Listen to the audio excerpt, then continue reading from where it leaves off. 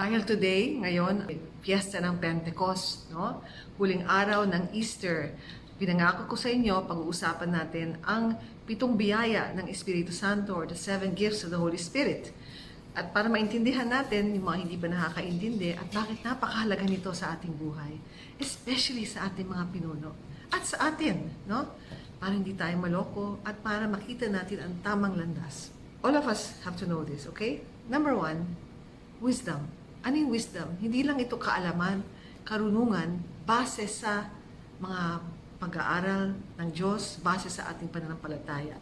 Pwede kong alam anong oras ngayon, alam ko yung tungkol sa medisina, alam ko yung tungkol sa siyensya, pero kung wala akong wisdom o karunungan, hindi ko makagamit lahat ng kaalaman sa kabutihan.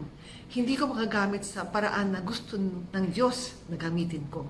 Wisdom at understanding. Naiintindihan ko kung ano nangyayari. At itong pagkakaintindi, no, ang understanding nito, hindi lang talaga base sa limitadong kaalaman o kaalaman. At dahil di tinutulungan ako ng Diyos para maintindihan ko bakit nangyayari ito, anong dapat natin gawin. Kasama rin ang karunungan at pagkakaintindi, counsel, meaning malalaman ko anong dapat gawin.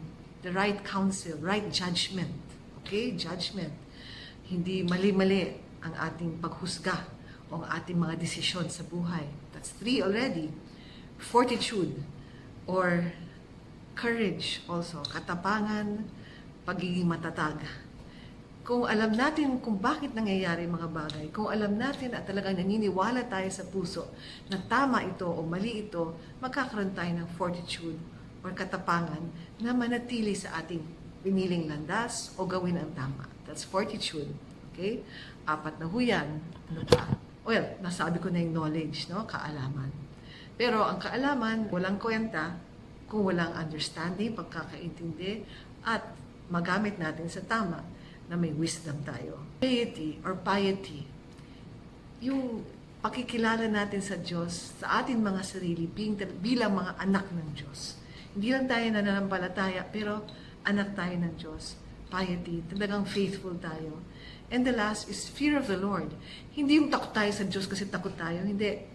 Fear of the Lord, may kasamang wonder. Wow! Ang galing ng Diyos. Siya talaga ang in charge ng ating buhay. Siya ang in charge ng ating mundo. 7 gifts of the Holy Spirit. Again, wisdom o karunungan, understanding yung pagkakaintindi ng tama. Counsel, right judgment, no?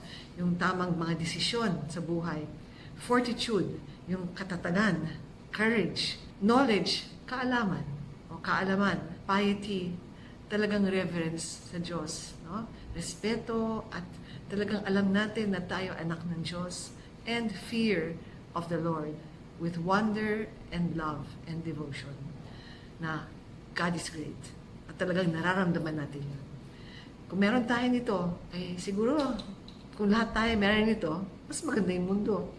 Today is Pentecost, and these are the gifts of the Holy Spirit, the 7 gifts. Magdasal tayo ng pataimtim na makuha natin ito.